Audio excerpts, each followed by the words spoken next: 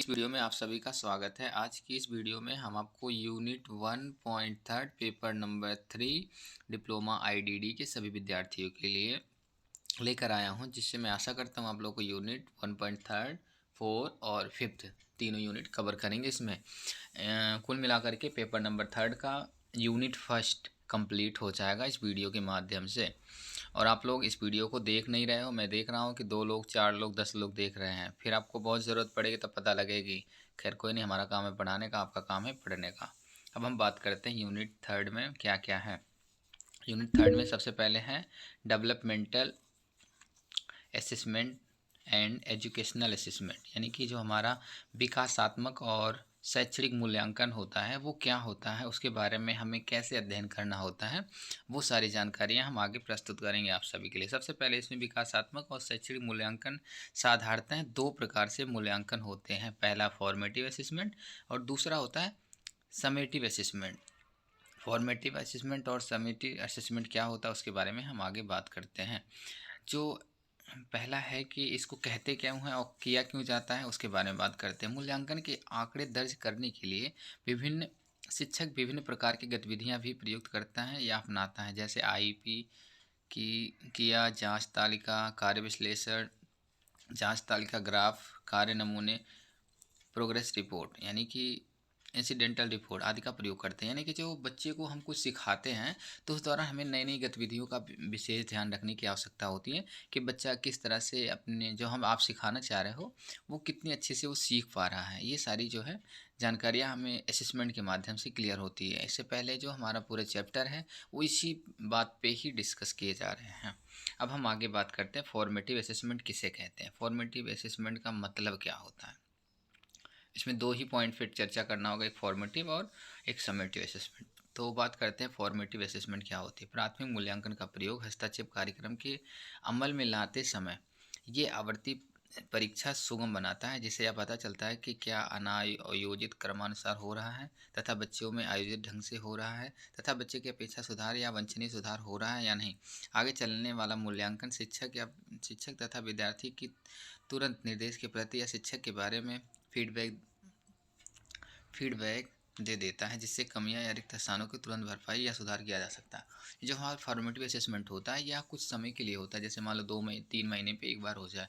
तो उसमें ये पता लगता है कि बच्चे को आप जो भी गतिविधियाँ सिखा रहे हो उसमें क्या क्या इंप्रूवमेंट होने के चांसेस हो रहे हैं, हो पा रहा है या नहीं हो पा रहा है, नहीं हो पा रहा है तो उसमें क्या आपको परिवर्तन करना होगा। ये सारी जानकारी हमें फॉर्मेटिव असेसमेंट के अंदर पता लगाई जा सकती है। उसके बाद दूसरे नंबर पर आता है समेटिव असेसमेंट। समेटिव असेसमेंट का मतलब है यह एक लंबी प्रक्रिया होती है, यानी कि जो हमारी समेटिव असेसमेंट होता है ये साल में जैसे हमारे एग्ज़ाम एनुअल होते हैं उस तरह से बात करते हैं। और समेटिव असेसमेंट जो है एक बार ही होता है और वो हमारा फाइनल रिजल्ट डिक्लेयर करता है। तो ज़्यादा ज़रूरी है कि इस पे अच्छे से और अच्छे से फोकस किया जाए। जैसा कि इसमें कहा गया है कि यह एक लंबी प्रक्रिया है। इकाई निर्देश के समाप्त होने के बाद आखिरी परीक्षण किया जाता है। ये प्राप्त या शिक्षण उपलब्धि के दर्शाता है। मूल्यांकन आंकड़ा एकत्रित करने, परिणाम के सापेक्ष करने तथा उसके संदर्भ निकालने तथा उनके मापदंड से तुलना करने की प्रक्रिया है। यानी जो समेटिव असेसमेंट होता है वो बच्चों के लिए इस प्रकार होता है कि किस तरह से उनकी जो गतिविधियाँ उसको डेवलप किया जा सकता है। ये सारी जानकारियाँ आपको इसमें क्लियर हो जाएंगी। चलिए मैं बात करता हूँ आगे। पॉइंट नंबर यूनिट 1.4 औपचारिक और अनौपचारिक मूल्यांकन, यानी फॉर्मेटिव और फॉर्मल और इनफॉर्मल क्या होती है, फॉर्मल का क्या उपयोग है और इनफॉर्मल का क्या उपयोग है। तो इसके बारे में हम आपसे चर्चा करेंगे। उससे पहले आप बताएंगे अगर वीडियो अच्छी लगी तो आप लोग वीडियो लाइक, कमेंट और शेयर जरूर करें। ये वीडियो हम लाइव में भी दिखाएंगे। उससे पहले इसलिए दिखा रहे हैं ताकि इंटरनल एग्ज़ाम है उसमें आपकी अगर थोड़ा बहुत जानकारी इससे मिल जाएगी तो आप लोगों को मैं आशा करता हूँ कि थोड़ा बहुत और अच्छे से क्वेश्चन के जवाब दे सकेंगे। अब हम बात करते हैं औपचारिक और अनौपचारिक मूल्यांकन का। आकलन के प्रकार, वैसे तो आकलन के बहुत से प्रकार हैं पर समूह में उसकी प्रतियोगिता के आधार पर 2 रूप में बांटा गया है। ए है मानक आधारित परीक्षण यानी एनआरटी। एनआरटी यानी कि एनआरटी का मतलब होता है नॉर्म्स रेफरेंस्ड टेस्ट। इसके बारे में कहते हैं यह मुख्य मूड औपचारिक आकलन है जिसमें एनआरटी एक मानकीकृत परीक्षण है। यह परीक्षण मामले संबंधी तुलना एक मानक तथा औसत मूल्यांकन समूह से कर सकते हैं। उदाहरण बिने साइमन टेस्ट, बीआईटी, लेन विसिक विसिक जो टेस्ट होता है वो है, और VASMS है। ये सारे टेस्ट के माध्यम से किया जाता है। दूसरा आता है CRT। CRT का मतलब क्राइटेरिया रेफरेंस टेस्ट। इसमें जो है CRT की बात किया जाता है, इसमें क्राइटेरिया रेफरेंस टेस्ट। ध्यान रखें कि CRT का फुल फॉर्म भी कई बार पूछे जा सकते हैं। इसमें इसके अंतर्गत ऐसे परीक्षण आते हैं जो निदात्मक स्तर यानी परफॉर्मेंस पर आधारित होते हैं, जिससे विद्यार्थियों की कार्य क्षमता में तुलना पाठ्यक्रम उद्देश्य से की जाती है, न कि मानक संदर्भों से। कार्य क्षमता निष्पादन स्तर परफॉर्मेंस है। इसी प्रकार के आकलन हेतु शिक्षक द्वारा तैयार किए परीक्षण का उपयोग किया जाता है। उदाहरण Madras MDPS, basic MRF, FCP तीनों चेकलिस्ट का उपयोग किया जाता है। तो इसके अंतर्गत जो है हम आपसे यही बात करेंगे कि जो यूनिट 1.4 है उसमें ये सारी दो चीज़ें उसे कवर किया जा सकता है। तो मैं आशा करता हूँ आप लोग को यूनिट 1.4 भी समझ में आया होगा। अब हम लास्ट यूनिट 1.5 पे चलते हैं, और यूनिट 1.5 के माध्यम से ही हमारी यूनिट फर्स्ट कंप्लीट हो जाएगी।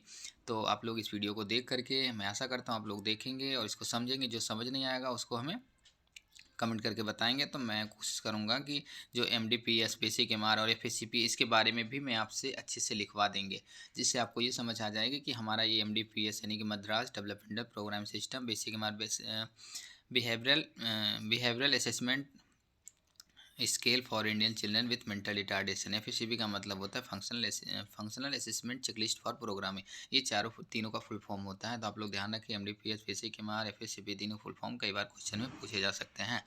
अब हम बात करते हैं कि जो 1.5 है, 1.5 में कहा गया है point the consider while the assessment student with developmental disability, यानी कि विकासात्मक देरी दिव्यांग छात्रों का आकलन करते समय विचार करने के बिंदु, यानी कि जब हम डिसेबिलिटी या डेवलपमेंटल डिसेबिलिटीज स्टूडेंट को हम एनालाइज करेंगे तो उस दौरान हमें किस किस बातों का ध्यान रखना होगा, बहुत सारी जानकारियाँ आपको इस वीडियो के माध्यम से हम आप तक पहुँचाने की कोशिश करेंगे। ध्यान रहे कि ये सब सारी जानकारी आपको पता होना बहुत ज़्यादा ज़रूरी है। सबसे पहले हम बात करते हैं कि किस बातों पे हमें चर्चा करना है। वो सारी जानकारी आपको आगे दिखाई भी दे रही है, जैसा कि जन्म से 3 वर्ष तक शारीरिक विकास, संज्ञानात्मक विकास, संचार, सामाजिक भावनात्मक विकास तथा अनुकूलन विकास में देरी होने के कारण विकास से देरी बालक कहलाते हैं। यानी कि जिस बच्चों में जन्म से लेकर के करीब 3 वर्ष तक की बच्चों में सामाजिक, शारीरिक, भावनात्मक, संचार यानी कि कम्युनिकेशन और एडॉप्टेशन की अगर स्किल नहीं डेवलप हुई तो उस बच्चे में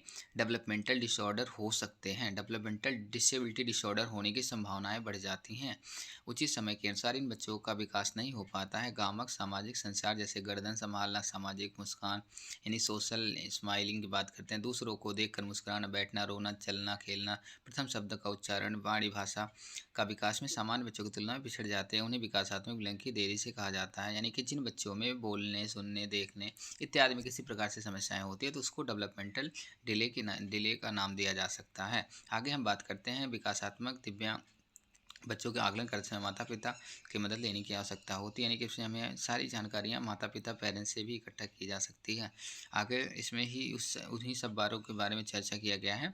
तो ये समस्याएं होती क्यों है, इसको हम दूर कैसे करेंगे, तो इसके लिए हमें किस किस बातों की आवश्यकता होगी, ये सारी हम आपको आगे दिखाएंगे। विकासात्मक अक्षमता का आकलन करते समय निम्न हम प्रकार से योजना बना सकते हैं। पहला है स्क्रीनिंग टेस्ट एंड टेस्टिंग, यानी कि विभेदन और जांच करना। दूसरा अर्ली इंटरवेंशन है, हस्तक्षेप। तीसरा पेरेंट्स पार्टिसिपेशन। उसके बाद मल्टी एक्सपर्ट टीम, यानी कि हमारी जो 4 ये टीम है इसके माध्यम से हम स्पेशल बच्चों की आइडेंटिफिकेशन के साथ साथ उनके मार्गदर्शन भी करने की कोशिश पूरी करेंगे। तो सबसे पहले हम बात करते हैं स्क्रीनिंग एंड टेस्टिंग की। तो अगर हम स्क्रीनिंग के दौरान क्या क्या चीज़ें हमें चेक किया जाता है उसके बारे में हम बात करेंगे। इसमें है जांच के दौरान विकासात्मक क्षमता बच्चों की पहचान की जाती है। जांच द्वारा बच्चे की समस्याओं की पहचान की जा सकती है। विकासात्मक अक्षमता बच्चों की गामक, बाड़ी तथा अन्य समस्याओं का पता चलना बहुत आवश्यक है। समस्या के शुरुआत चरण में जाँच कर ली जाती है तो समस्या काफ़ी हद तक सुधार किया जाता है। शारीरिक जाँच देख कर खड़े होना, चलना, बैठना, ये सारी जानकारियाँ हमें टेस्टिंग के माध्यम से पता लगती है। इसका मतलब ये होता है जैसे कि आप किसी डॉक्टर के पास, आपको कोई समस्या हुई है तो अगर आप सबसे पहले डॉक्टर्स को दिखा देंगे तो उस समस्या को निदान होने की बहुत ज़्यादा संभावनाएं हो जाती हैं। अगर आप ऐसा नहीं करते हो तो वो समस्याएं हमारी बनी रहती हैं, आगे चल कर के और नुकसान भी हो सकती हैं। उसी प्रकार से इन बच्चों के लिए अगर जैसे चलना, खड़ा होना, लेटना, बैठना, बोलना और इस सब की पहचान अगर जल्द से जल्द हो सके तो उसका उपचार जल्द से जल्द किया जा सकता है, अन्यथा आगे चल कर के उसमें समस्याएं बढ़ने की संभावनाएं बहुत ज़्यादा बढ़ जाती हैं। अब हम बात करते हैं इसमें हमें क्या क्या जांच करना होता है, इसमें रक्त संबंध की जांच यानी माँ और बच्चे का अनुवांशिक जांच, अल्ट्रासोनिग्राफी, एनिमेशन और फीमोस्कोपी, कोरियोनोसिबिशल सैंपल, उसके बाद मूत्र जांच, क्रोमोलॉजिकल का विश्लेषण, कंप्यूटरोग्राफी, इलेक्ट्रोग्राफी, ये सारी जांच जो हमें की जाती है, जिसके माध्यम से हमें यह कि पता लगाया जा सकता है कि बच्चे में कहाँ कहाँ समस्याएं आने की संभावनाएं बढ़ रही हैं। और इसी दौरान फिर हम आगे दूसरे स्टेप में बात करते हैं शीघ्र हस्तक्षेप, यानी कि जैसे आपको पता लग गया कि आपके शरीर में इस प्रकार से कोई समस्याएं आ रही हैं, तो उसको आप तुरंत कैसे पता लगाएं, इसके लिए आगे हम बात करते हैं शीघ्र हस्तक्षेप के बारे में। इसमें बात करें शीघ्र हस्तक्षेप के माध्यम से विकासात्मक क्षमता का समाधान किया जा सकता है। शीघ्र हस्तक्षेप कार्यक्रम बनाने से पहले बच्चे की शीघ्र पहचान किया जा सकता है। उसके लिए हम बच्चे का शीघ्र हस्तक्षेप कार्यक्रम बनाते हैं। शीघ्र हस्तक्षेप के अंतर्गत बच्चों का प्रयोग करने में दिव्यांग को रोकने के लिए या गंभीर बीमारियों की स्थिति में ना होने के कारण उनके लिए किया जाता है। यदि किसी बच्चे की चोट या बीमारी के कारण किसी प्रकार से क्षति हो रही है या क्षति होने के समय इस क्षति को सही समय से ना रोका जाए तो अक्षमता में बदल जाता है। अक्षमता धीरे धीरे दिव्यांगता में बदल जाता है। अगर हम सही समय में शीघ्र हस्तक्षेप प्रणाली के माध्यम से नहीं क्षति तक हो पाते तो सीमित रहता है, उसके लिए हमें इन सब चीज़ों की आवश्यकता पड़ती है जिससे समस्याएं आगे ना बढ़ जाए।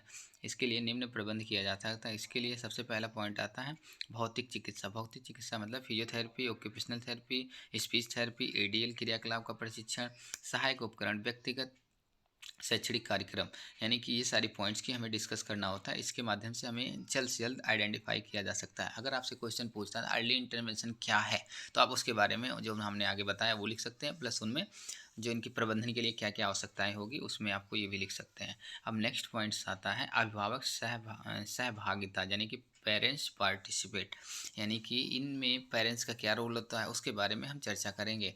जैसा कि आपको ऑन स्क्रीन दिखाई दे रहा है, जब बच्चा विद्यालय से ज़्यादा समय घर पर ही व्यतीत करता है तो अभिभावक की वह व्यक्ति होता है जो अपने बच्चों की समस्याएं, रुचि, आवश्यकताओं की जानकारी रखता है। शीघ्र हस्तक्षेप कार्यक्रम के बनाते समय या बच्चों की जांच करते समय अथवा बच्चों के उपचार देते समय बच्चों के अभिभावक की सहभागिता बहुत ही जरूरी होती है। अभिभावक बच्चों की चिकित्सा से संबंधित लाभ घर पर ही दे सकते हैं, जैसे दवा लेना, प्रशिक्षण, बाड़ी प्रशिक्षण, भौतिक चिकित्सा शिक्षा या आइडियल क्रियाओं पर घर पर भी अभ्यास कराते हैं, जिससे बच्चों के काफ़ी सुधार देखने को मिल सकती है। यानी कि जो हम बात करते हैं अभिभावक पेरेंट्स पार्टिसिपेट की बात करते हैं, तो इसमें हमें पेरेंट्स का अहम रोल होता है क्योंकि शिक्षक कुछ समय के लिए रहता है और अभिभावक हमारे बच्चों के साथ ज़्यादा से ज़्यादा समय व्यतीत करते हैं, जैसा कि हमने आपको आगे बताया है। अब आगे हम बात करते हैं multi expert team. Multi expert team का मतलब क्या होता है उसके बारे में हम आपसे चर्चा करेंगे। बच्चों को प्रशिक्षण या किसी हस्तक्षेप अंतर्गत प्रशिक्षण व्यवसाय द्वारा दिया जाना चाहिए। इसके लिए अभिभावक को भी शामिल करना चाहिए। हस्तक्षेप कार्यक्रम बनाते समय निम्नलिखित व्यवसायिक सम्मिलित करना चाहिए। व्यवसाय इसमें अभिभावक, बाल रोग विशेषज्ञ, विशेष शिक्षक, मनोवैज्ञानिक, भौतिक चिकित्सा, वाणिज्य चिकित्सा, व्यावसायिक चिकित्सा, सामाजिक कार्यकर्ता। यानी कि इस वीडियो के माध्यम से मैं आपको यह बताना चाहूँ कि जो इसमें विजिटिंग मल्टी एक्सपर्ट की बात की गई है, मल्टी एक्सपर्ट टीम में सभी लोग शामिल होते हैं। अभिभावक, doctors, special educator, psychiatrics, physiotherapist, speech therapist, occupational therapist तथा सोशल वर्कर, ये सारी चीज़ें इसमें जो शामिल रहते हैं उसकी वजह से बच्चों को बहुत सारी चीज़ें सीखने को मिलती है। मैं आशा करता हूँ आप लोगों को यूनिट 1.5 भी समझ आया होगा। टोटल मिलाकर के हम बात करते हैं तो यूनिट 1 कंप्लीट हो गया है, और जिसको और जानकारी होगी तो लाइव वीडियो के माध्यम से हम आपको बताने की कोशिश करेंगे। वीडियो लंबा ना हो इसलिए मैं आपको जल्दी जल्दी पढ़ा दिया हूँ, और अगर जानकारी के लिए मेरे यूट्यूब चैनल पे बने रहें। आपने इस वीडियो को देखा इसके लिए आपकी बहुत बहुत धन्यवाद। आशा करता हूँ आपको आगे क्लासेस भी समझ आएगी। चलिए फिर मिलते हैं सभी को, तब तक बाय बाय।